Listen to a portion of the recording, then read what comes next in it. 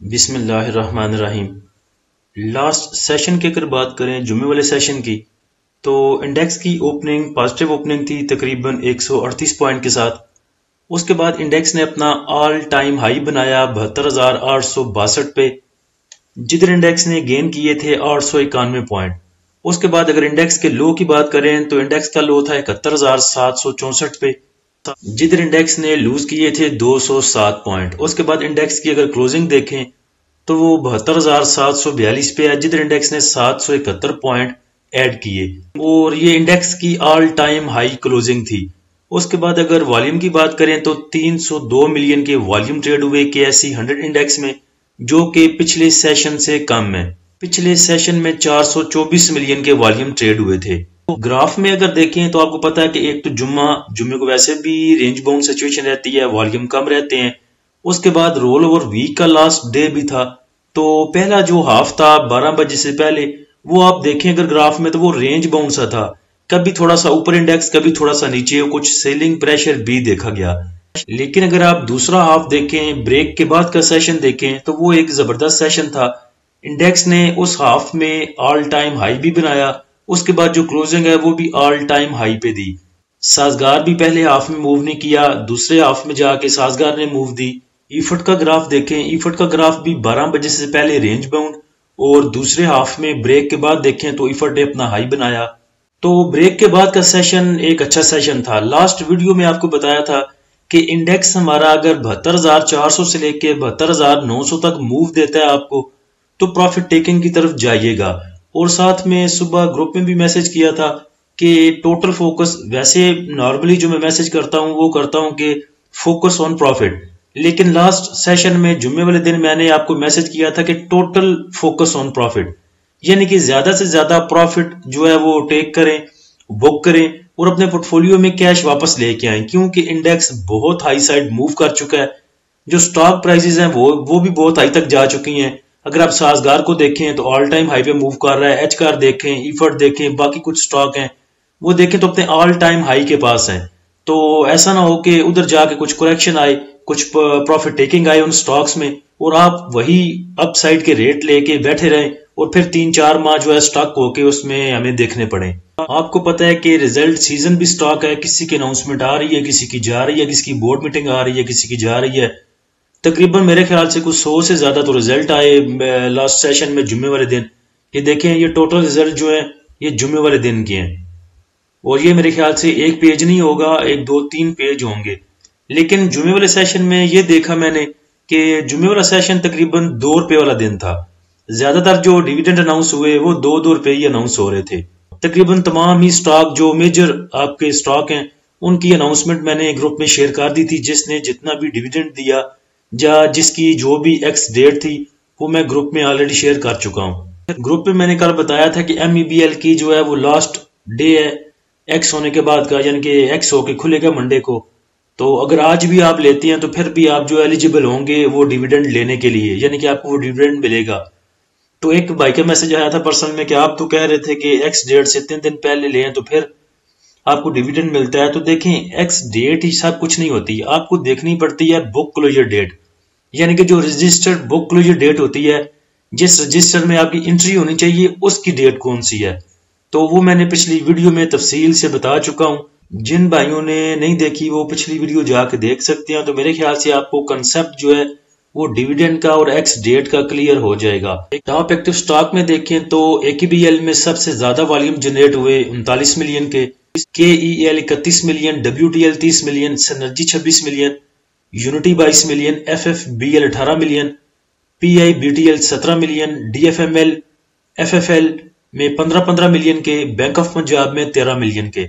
अगर आप top active stock में देखें तो टोटल आपको पेनी स्टॉक नजर आएंगे। पेनी चले ना कहें, पेनी से थोड़ा ऊपर कर लें तो चले, पेनी स्टॉक ना कहें, रियाल स्टॉक कह लें, बल्कि रियाल भी अब तो 70 रुपए का है। तो कोई भी बड़ा स्टॉक आपको टॉप एक्टिव स्टॉक में नजर नहीं आएगा। 20 रुपए, 4 रुपए 1, 4, 25, 33, 6, 34, 9, 5, इस रेंज में जो स्टॉक है वही चले। जो बड़ा कोई भी स्टॉक है वो टॉप एक्टिव स्टॉक में नहीं है। सेक्टर वाइज पॉइंट कंट्रीब्यूटर में देखें तो फर्टिलाइजर में ठीक ठाक मूव थी।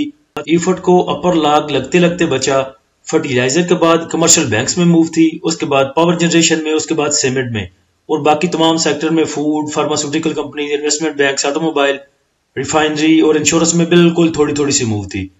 माइनस साइड पे देखें तो टेक्नोलॉजी सेक्टर पिटा थोड़ा सा और माइनस पॉइंट ऐड किए 41।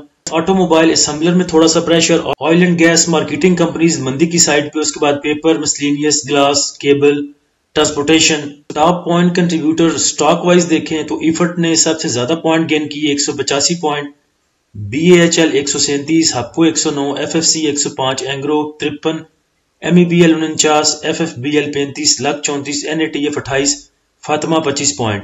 माइनस पॉइंट कंट्रीब्यूटर में देखें तो MTL ने 29 पॉइंट, TRG 25, पोल 13, PSEL 10, MBP 9, packages 8, FCEPL 8 point, मारी 7, MCB 7, system 6 point.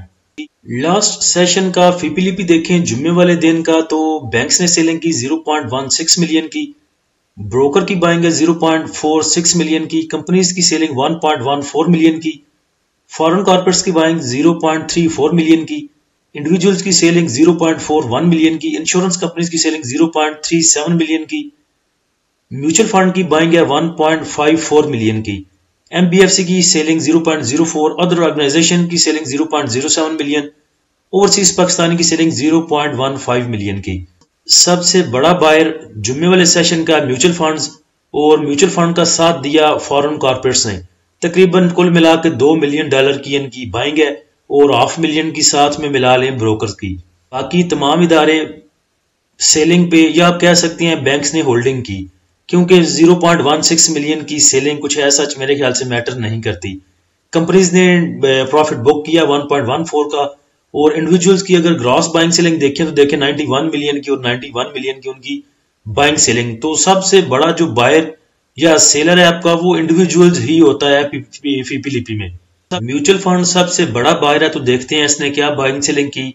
All other sector में इसकी बाइंग है 0.25 मिलियन की, सीमेंट में इसकी बाइंग है 0.57 मिलियन की, कमर्शियल बैंक्स को थोड़ा सा बाय किया, फर्टिलाइजर को थोड़ा सा बाय किया, oil and gas exploration companies में इसकी बाइंग है 0.22 मिलियन की, oil and gas marketing companies को थोड़ा सा टच किया, उसके बाद पावर जनरेशन में बाइंग की 0.17 की, टेक्नोलॉजी को बाय किया 0.15 और टेक्सटाइल को थोड़ा सा टच दिया। तो सबसे ज्यादा अगर देखें इसकी बाइंग तो वो सीमेंट सेक्टर में है। सबसे बड़ा सेलर कंपनीज हैं, तो कंपनीज ने ऑल अदर सेक्टर को सेल किया 0.14 का, सीमेंट को सेल किया 0.08, और सबसे ज्यादा जो सेल किया है वो कमर्शियल बैंक्स को किया है कंपनीज ने। फर्टिलाइजर को बाय किया 0.75 मिलियन का, उसके बाद फूड एंड पर्सनल केयर को सेल किया 0.13, oil and gas exploration companies को थोड़ा सा बाय किया, और बाकी इनकी बाइंग सेलिंग थोड़ी थोड़ी सी। मॉनेटरी पॉलिसी अनाउंस होने जा रही है मंडे को, तो उसका इम्पैक्ट, जो डायरेक्ट इम्पैक्ट आएगा वो दो सेक्टर पे, बैंक्स और उसके साथ में सीमेंट सेक्टर। अगर इंटरेस्ट रेट कम होता है तो उसकी बेनिफिशियरी हो सकती हैं सीमेंट सेक्टर और ऑटो सेक्टर, क्योंकि अगर इंटरेस्ट रेट कम होगा तो जो बैंक से लोन में गाड़ियां ली जाती हैं उस पर काफी फर्क पड़ता है, क्योंकि अगर शरह सूद नीचे आएगी तो पहले जहां आप एक गाड़ी लेने बैंक से लेते थे तो 5 लाख देते थे, उसमें 4 लाख देना पड़ेगा या 3.5 लाख देना पड़ेगा। तो आप सीमेंट सेक्टर को और ऑटो को इकट्ठा कुल मिला के देख सकते हैं और इनको एक साइड पे रखें। अगर इंटरेस्ट रेट कम होता है तो ये बेनिफिशियरी होंगे, और अगर इंटरेस्ट रेट कम नहीं होता या बढ़ता है तो उसकी बेनिफिशियरी बैंक्स होंगे। तो इसलिए बैंक को और सीमेंट को अलग अलग से देख लेते हैं। कमर्शियल बैंक्स को बाय किया है फॉरेन इन्वेस्टर ने 0.62 का, और बैंक्स ने भी उठाया 1.26 मिलियन का। इंडिविजुअल्स की थोड़ी सी बाइंग है कमर्शियल बैंक्स में, और म्यूचुअल फंड की भी थोड़ी सी बाइंग है कमर्शियल बैंक्स में। अदर ऑर्गेनाइजेशन ने भी उठाया है कमर्शियल बैंक्स को। सीमेंट पे नजर मारें तो फॉरेन इन्वेस्टर ने सेल किया, बैंक्स ने सेल किया, ब्रोकर ने सेल किया, कंपनीज ने सेल किया, इंश्योरेंस कंपनीज ने सेल किया, MBFC ने सेल किया, अदर ऑर्गेनाइजेशन ने सेल किया, और बाय किया है सीमेंट को सिर्फ इंडिविजुअल्स ने और म्यूचुअल फंड ने। तो देखें मंडे वाले दिन मॉनेटरी पॉलिसी अनाउंस होने जा रही है, और अनाउंस होगी ये इंडेक्स क्लोज होने के बाद, तो रेंज बाउंड रह सकता है आपका इंडेक्स। और अगर इनसाइड स्टोरी, जो कि सबको पता होता है, आपको पता है कि इदारों को पहले ही अंदर की खबर होती है क्या होना है क्या नहीं होना। अब आप सोच सकते हैं कि कमर्शियल बैंक्स को नहीं पता होगा क्या मॉनेटरी पॉलिसी अनाउंस होने जा रही है, जबकि बड़े बड़े उनके पास एनालिसिस करने वाले और बाकी अच्छी पोस्टों पे बंदे उन्होंने हायर करके बिठाए होते हैं। तो आप क्या समझते हैं कि जैसा आप और मैं सोचते हैं वैसा होगा, नहीं। जो उनके पास बंदे बैठे हुए हैं, जो उन्होंने रखे हुए हैं, वो जैसा सोचते हैं तकरीबन तकरीबन वैसा ही होगा। और अगर नहीं उनको पता तो इनसाइड स्टोरी उनके पास पहले आ जाती है। तो मुहतात हो, मंडे वाले दिन में सीमेंट सेक्टर चिपकाया भी जा सकता है, कमर्शियल बैंक्स लिया भी जा सकता है आपको पैनिंग करके। तो इन दो सेक्टर में जरा नजर रखें। और जो लग रहा है, मोटा मोटा नजर आ रहा है जैसे कि बातें हो रही हैं, मुझे नहीं लगता कि इंटरेस्ट रेट कम होने जा रहा है, अनचेंज्ड रहेगा, जिसकी वजह से कमर्शियल बैंक्स में बैंक्स के भी बाइंग है और बाकी इदारों ने भी पकड़ा है कमर्शियल बैंक्स को। एक म्यान में दो तलवारें नहीं रह सकती, या तो सीमेंट सेक्टर बेनिफिशियरी होगा या बैंक्स होंगे। और देखिए, सीमेंट सेक्टर अगर ज्यादा मूव करता है, मंडे वाले दिन ऊपर ज्यादा निकल जाता है, तो ये ना सोचिएगा कि मॉनेटरी पॉलिसी कम होने जा रही है, आप जाके सीमेंट सेक्टर को पकड़ लें, बाद में मॉनेटरी पॉलिसी अगेंस्ट आ जाए और आप उसको लेके बैठे रहें। तो जो आपके पास सीमेंट सेक्टर है, बस ठीक है, उसी से प्रॉफिट बुक कीजिएगा अगर प्रॉफिट होता है तो। नई बाइंग की तरफ जरा कम जाइएगा सीमेंट सेक्टर में। नेक्स्ट, अगर इंडेक्स के सपोर्ट एंड रेजिस्टेंस लेवल की बात करें तो इंडेक्स के पास आगे रेजिस्टेंस 73,000 की, उसके बाद 73,300, उसके बाद 73,500 या 700 की। सपोर्ट की बात करें तो सपोर्ट इंडेक्स के पास 72,400 की, जो कि पहले रेजिस्टेंस लेवल था, अब वही सपोर्ट बन चुका। उसके बाद दूसरी जो सपोर्ट है वो 72,000 पे और तीसरी सपोर्ट 71,500 पे। इंडेक्स बहुत हाई निकल चुका। स्ट्रेटजी अब ये रखें कि जिन स्टॉक्स के भाव बहुत बढ़ गए हैं उनका पीछा छोड़ दें, उनमें सिर्फ प्रॉफिट टेकिंग करें। जैसे कि साजगार है, जितने भी स्टॉक बहुत अपसाइड निकल चुके हैं आप उनको होल्ड तो कर सकते हैं। अगर आपकी बाइंग नीचे की है, अगर तो आपने उसको होल्ड करना है तो होल्ड कर सकते हैं, क्योंकि ऑलरेडी 30 रुपए आपको गेन मिल रहा है। आप रिस्क ले सकते हैं, देख सकते हैं 10 रुपए नीचे भी जाए आपको फिर भी 20 रुपए बचेंगे। तो ऐसी चीजों को होल्ड किया जा सकता है, मजीद ऐड नहीं किया जा सकता। यह बात भी नहीं कि साजगार और ऊपर नहीं जाएगा। मैं कहता हूं अल्लाह करे 1000 को टच करे, जिन भाइयों को 50 रुपए प्रॉफिट है उनको 500 प्रॉफिट हो, लेकिन आप रिजर्व होके काम करें, न्यू बाइंग कम करें। लेकिन जो नीचे के आपके पास पड़े हैं उन्हें आप होल्ड कर सकते हैं, उस पर रिस्क लें, उस पर आप चिल करें, अपना आगे का जो एक उनका तेल देखें, तेल की धार देखें, वो आप देख सकते हैं। लेकिन न्यू बाइंग जो है, अपसाइड जो ट्रेंड है स्टॉक्स का, उनमें बाइंग करने से अवॉइड करें उनको।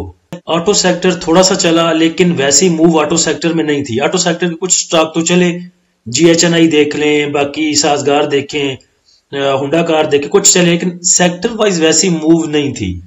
ऑटो सेक्टर मूव दे सकता है जिन स्टॉक में मूव नहीं थी। उसके बाद दूसरा देखें तो टेक्नोलॉजी सेक्टर मूव नहीं दे रहा। टेक्नोलॉजी सेक्टर को मूव देनी चाहिए और देनी बनती है इसकी।